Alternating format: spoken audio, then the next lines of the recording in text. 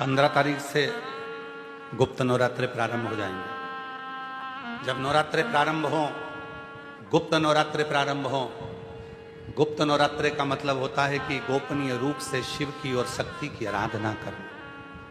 गोपनीय रूप से शिव और शक्ति की आराधना करो। एकांत में बैठकर कहीं मत जाओ।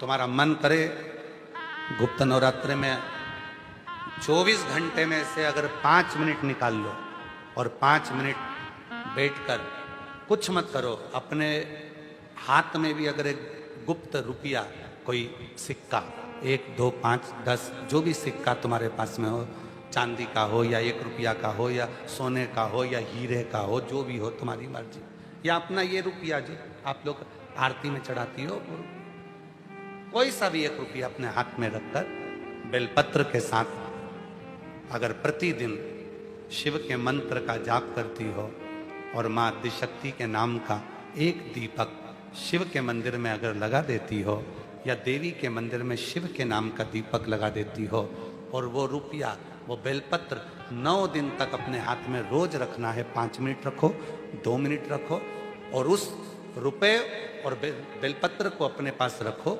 9वां दिन पूर्ण हो, बेलपत्र शिव को समर्पित कर दो और वो रुपया शिव जी को स्पर्श कराकर वापिस अपने हाथ में लेकर अपनी अलमारी में या तिजोरी में रखो। वो गोपनीय गुप्त नवरात्रे आपकी जीवन में ऐसी संपदा देता है कि जीवन में वैभव की कमी नहीं। शिव और शक्ति, इन दोनों की साधना, उन दोनों की साधना। गुप्त नवरात्रे ये नहीं कर सकते तो थोड़े से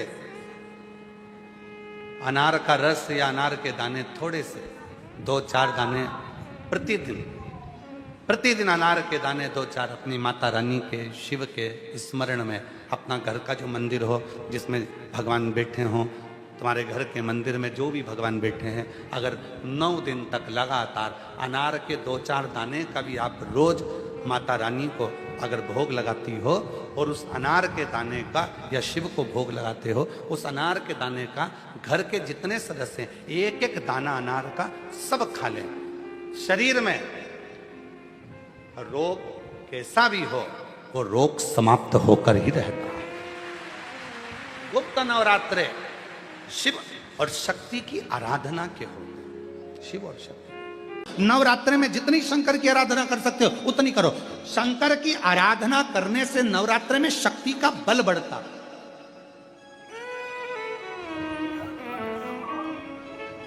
शक्ति का क्यों गुरुजी नवरात्र में शंकर जी की आराधना क्यों करना चाहिए? हमने कहा अगर माता रानी से जो मांगना है तुम्हें, अगर तुमने नवरात्रे में शिव जी की आराधना करिए, शंकर की कथा सुनिए, शंकर की आराधना करिए, शिव स्तुति करिए, शंकर को 1 लोटा जल चढ़ाया, मां आदिशक्ति तुम्हारे पर कृपा करेगी। क्यों? क्योंकि जिस स्थान पर शिवलिंग रखा होता है और जो हस्त कमल है वो मां पार्वती, जगत जननी दुर्गा भवानी है। जब हम जल चढ़ाते हैं मां आदिशक्ति अम्बा जगदम्बा 64 योगिनियों पर वो जल चढ़ जाता है और जगत जननी नवरात्र में प्रसन्न हो जाती है। वो जल की इतनी महत्वता है। आदिशक्ति को प्रसन्न करना है, नवरात्र में शिव जी को जल चढ़ाओ।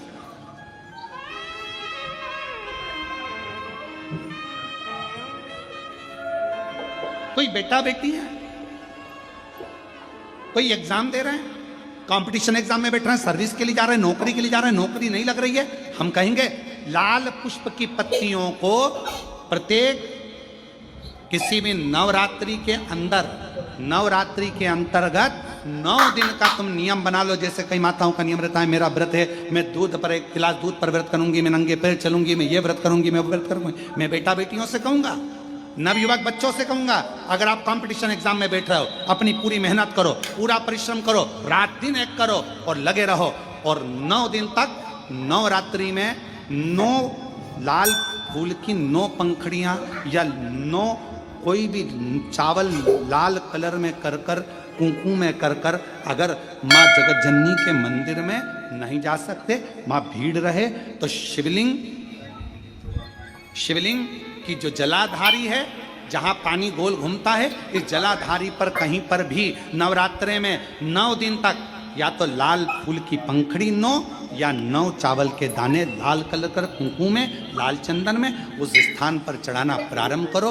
9 दिन के बाद तुम्हें 15 दिन और निकलेंगे, उसके बाद तुम्हें खुद लगेगा कि तुम्हारी जॉब, तुम्हारी नौकरी तुम्हारा बाबा ने लगाया है। शक्ति का बल, परिश्रम जरूर करना, मेहनत जरूर करना, रात दिन पढ़ाई एक साथ करना और अपने परिश्रम को नहीं छोड़ना। मेहनत जरूर करो पर साथ में ये प्रयोग भी करो। नवरात्रि का देखो, शिव और शक्ति का बल तुम्हें प्रसन्नता देता है कि नहीं देता?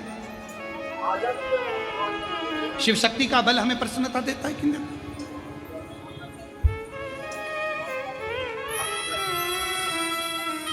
अब कई लोग ऐसे होते हैं, हम नवरात्रि आई है, माता रानी को भज रहे हैं, जगत जननी दुर्गा भवानी को भज रहे हैं, पर शिव जी के मंदिर तक नहीं जा रहे, समय नहीं मिल रहा मंदिर जाने का, क्योंकि माता जी के मंदिर जाते हैं, माता जी को प्रणाम। अरे उस शंकर को पहले भजो, सवेरे उठते से पहला 1 लोटा जल शिव को, क्योंकि उसी के माँ जगत जननी हस्तकमल पर जल जाना जरूरी है। शंकर का चढ़ा वो हमें फल प्रदान करे, सुख दे, आनंद का।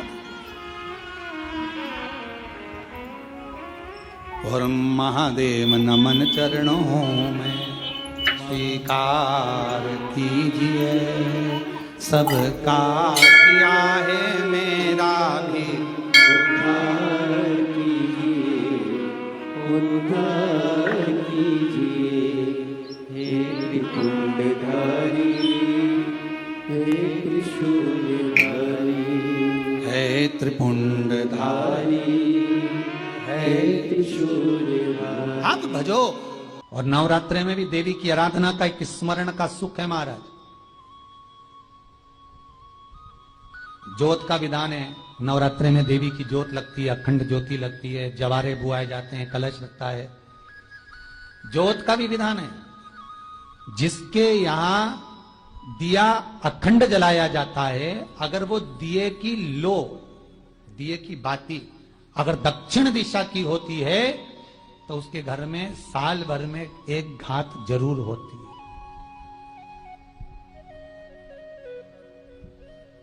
जो दिया अखंड जलता है उसकी बाती का मुख दक्षिण का नहीं होना चाहिए। अगर आपने देवी भागवत का स्मरण कराओ, देवी भागवत को अगर सुना हो, तो देवी भागवत में स्पष्ट किया गया कि पूर्व की ओर मुख करा हुआ दिया, अर्थात पूर्व की ओर ज्योत जो जलाई जाती है वो संपदा की वृद्धि करती है। पश्चिम की ओर मुख कर जो ज्योत लगाई जाती है महाराज, वो वैभव को देती है।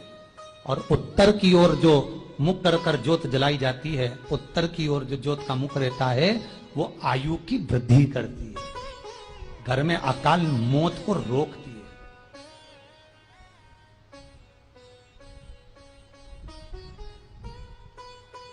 नवरात्रे का जो भाव तत्व है उसको भी अच्छे से समझ लेना। दक्षिण की ओर ज्योत ना लगाएं, अगर आपको लगाना है पूरब की लगाएं, पश्चिम की लगाएं या उत्तर की लगाएं। और जितने दिन महारानी जगदम्बा जगतधात्री दुर्गा भवानी, अब की बार माता जी घोड़े पर आई है, हर बार देवी बदल बदल के आती है, इस बार जो नवरात्रे आए वो घोड़े के आए। तो घोड़े पर जो देवी जी आती है वो समृद्धि को देने वाली आती है, लक्ष्मी की वृद्धि करने वाली आती है। जैसी घोड़े की रफ्तार होती है उस रफ्तार से लक्ष्मी घर में आती है। तो ये मत सोचना कि कोरोना महामारी ने हमको नीचे गिरा दिया या कोरोना महामारी ने रोक दिया, कमाई के स्रोत रोक दिया, धन रोक दिया, चिंता मत करना। मेरी मां जगत जननी दुर्गा भवानी अब की बार घोड़े पर आई है, साल भर में इतना धन दे देगी कि आपने पीछे के 4 साल में नहीं कमाया होगा, इतनी मेरी मां भंडार भर देगी। ये घोड़े पर आई है, कोई साधारण नहीं हो सकता। देवी भागवत में स्पष्ट किया गया, जब जगदम्बा मगर पर आती है उसका भाव अलग है, और जगदम्बा जब हाथी पर आती है उसका भाव अलग है, और जगदम्बा जब घोड़े पर आती है तो जगत को समृद्धिवान बना देती है, वैभव में कमी नहीं आती। अभी भले दुनिया के लोग अभी रोते हैं कि पैसा नहीं आ रहा, कोरोना महामारी ने सब तोड़ दिया, रोक दिया, पर चिंता ना करना, मेरी मां अगर घोड़े पर आई है तो उसका सुख आपको जरूर मिलेगा। एक जरा सी मिट्टी की दुकान भी अगर आप खोल कर बैठेंगे तो चांदी और सोना के बराबर कमाएंगे, इतना धन देगी वो मां, साधारण नहीं है मेरी माता। तात्विक सुख का आनंद देने वाली, लाभ तत्व प्रदान कर। और नवरात्र में भी अगर आपकी कोई कामना है, आपकी अगर इच्छा है, आपका मन है, तो जगत जननी की आराधना करो। पति और पत्नी में अगर क्लेश है तो जगदम्बा के मंदिर में मक्खन चढ़ाओ, प्रेम बढ़ जाएगा। आपको लगता है कि पति कोई अन्य स्त्री से लगा हुआ है या परिवार टूट रहा है, तलाक तक पहुंच गया है, तो माता के मंदिर में आप ध्वजा लगवाइए, उस ध्वजा पर मक्खन लगाकर लगवाइए, आपको लाभ मिलेगा। महाराज, यदि आपको लगता है कि बच्चे बहुत ज्यादा अपशब्द बोल रहे हैं, मुंह चला रहे हैं और प्रेम नहीं रख रहे, तो माता के मंदिर में लाल पुष्प, लाल चंदन और लाल चूड़ी मां को समर्पित करिए, प्रेम बढ़ेगा। बच्चा कभी आप जी से कम नहीं बोलेगा, प्रेम की भाषा निकलेगी मुझसे। मां जगतजननी की आराधना, जगदम्बा की उपासना। नवरात्रे में 9 दिन में से कोई एक दिन ऐसा ले लो जिस दिन कन्याओं का भोजन कराओ, साथ में उनको लाल चुनरी ओढ़ाओ या कोई लाल वस्त्र, लाल पूजन की सामग्री उनको दो, सुख मिलेगा, आनंद आएगा।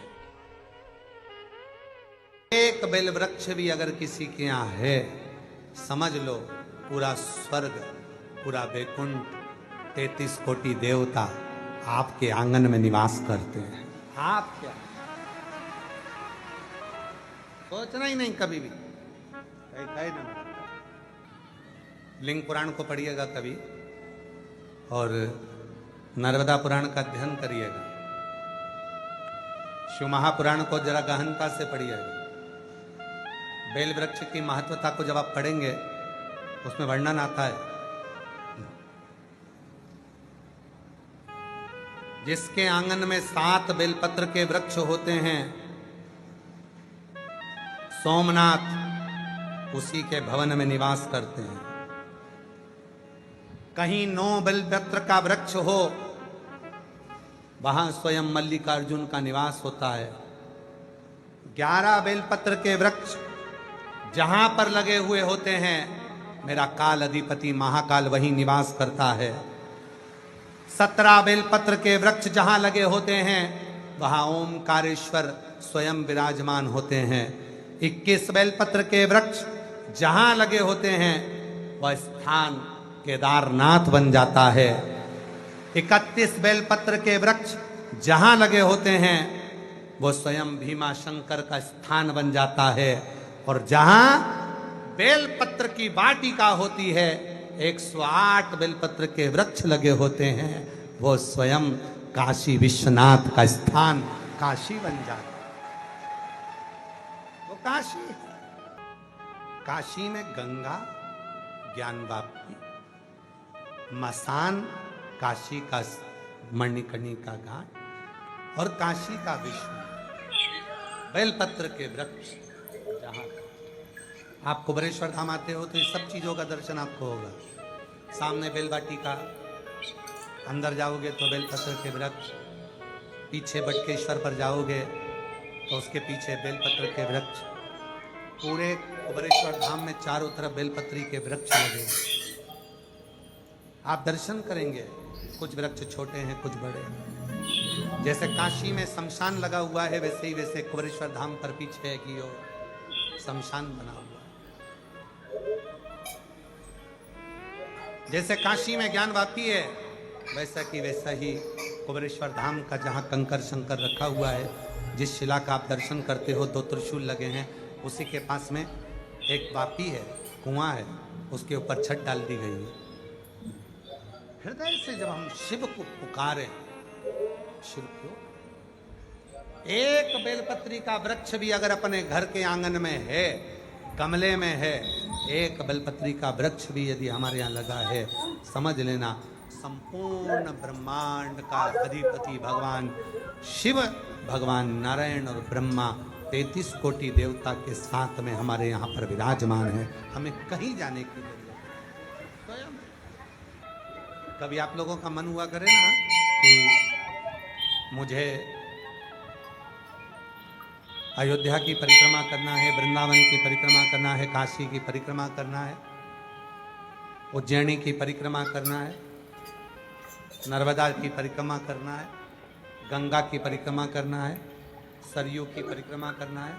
जिस दिन तुम्हारा मन कर जाए कि मुझे परिक्रमा करना है, प्रदोष का दिन देखना, प्रदोष काल का समय देखना और बेलपत्री के वृक्ष के नीचे जाकर 11 परिक्रमा नमः शिवाय कहते हुए, ओम नमः शिवाय कहते हुए, श्री शिवाय नमस्तुभ्यम कहते हुए लगा लेना और वहां की रज को अपने मस्तक पर चढ़ा लेना। सारे तीर्थों की परिक्रमा का फल प्राप्त हो जाए। एक बेलपत्र के वृक्ष की परिक्रमा सारे तीर्थों के परिक्रमा का फल दे देती है। एक बेलपत्र के वृक्ष की परिक्रमा सारे सरोवरों के तीर्थ का परिक्रमा का फल प्रदान कर देती है। वो बेलपत्र का वृक्ष कोई साधारण नहीं होता, जिसके नीचे स्वयं गौरी शंकर निवास करते हैं। स्वयं गौरी शंकर। महाराज, जिस महिला और पुरुष का, किसी व्यक्ति का जब पांव का घुटना डॉक्टर बोल दे कि इसको बदलना पड़ेगा, हड्डी बेकार हो गई है, हड्डी गल गई है, L1 L2 कमर का कोई गुरिया खसक गया है, कोई घुटने में कोई प्रॉब्लम खड़ी हो गई है, पाँव में कोई प्रॉब्लम खड़ी हो गई है और वो पाँव ठीक ही नहीं हो रहा, इंजेक्शन लगवा लिया, दवाई ले ली और डॉक्टर कह रहा है ऑपरेशन कराना ही पड़ेगा।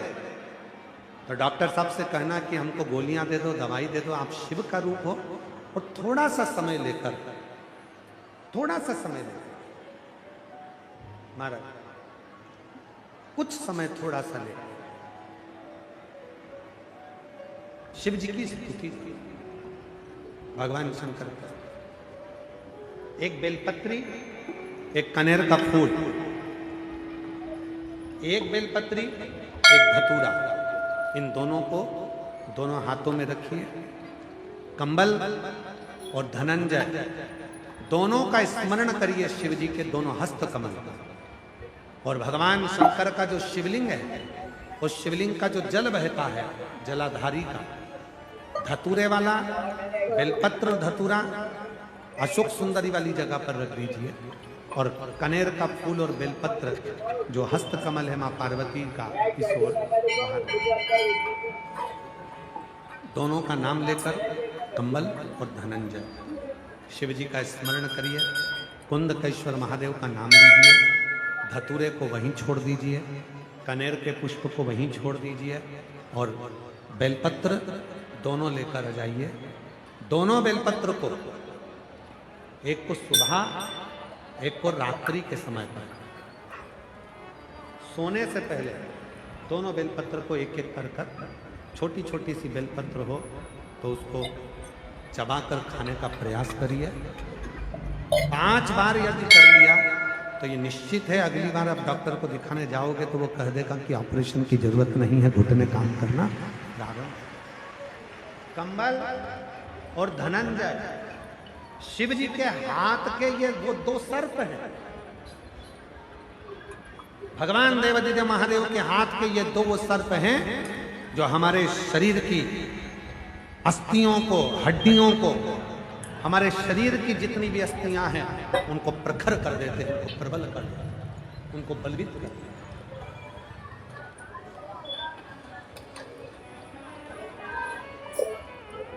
फिर से एक बार नाम लेंगे, आप लोगों के स्मरण में रहना चाहिए। क्या नाम है दोनों का? पहले का कंबल, कंबल और दूसरे का। अब कल से आज तक मैं आपको 5 सर्पों के नाम स्मरण करा दिए हैं। कानों में कौन कौन है? पद्म, पिंगल। कमर पर कौन है? नील। हाथों में कौन है? कंबल, धनंजय। शिव जी के श्रृंगार में जितनी जितनी सामग्री है, भगवान शंकर के श्रृंगार में जितना जितना सामान है, भगवान शंकर के श्रृंगार में चाहे धतूरा हो, आँख का पुष्प हो, कनेर का पुष्प हो, बेल का फल हो, बेलपत्री हो, चाहे भगवान शंकर के श्रृंगार में चंद्र हो, चाहे भगवान शंकर के श्रृंगार में गंगा का जल हो, चाहे भगवान शंकर के श्रृंगार में चंदन हो, चाहे भगवान शंकर के श्रृंगार में भस्म हो, चाहे भगवान शंकर के श्रृंगार में चूरमा हो, चाहे भगवान शंकर के श्रृंगार में रोट का चूरा हो, ये जो भी भगवान शंकर को समर्पित किया जाता है इसमें फल बहुत है। उनका श्रृंगार और श्रृंगार का फल हमको देता है।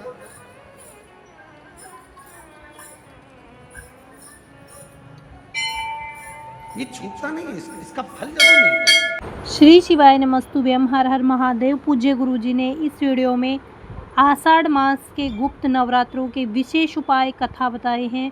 कथा में अच्छे से इन उपायों को आपको अवश्य ही देखकर इन उपायों को आषाढ़ माह के गुप्त नवरात्रे जो कल 15 तारीख से शुरू हो रहे हैं इनमें आप अवश्य करिएगा। माता रानी और भगवान भोलेनाथ की कृपा आप पर अवश्य ही होगी। वीडियो को अच्छे से देखिएगा, समझिएगा, फिर आपको ये उपाय करने हैं। वीडियो अच्छी लगे तो like, share and subscribe, comment में श्री शिवाय नमस्तुभ्यम हर हर महादेव अवश्य लिख देना। जाते जाते चैनल को सब्सक्राइब अवश्य कर लेना। जय श्री राम। हर हर महादेव। जय श्री महाकाल।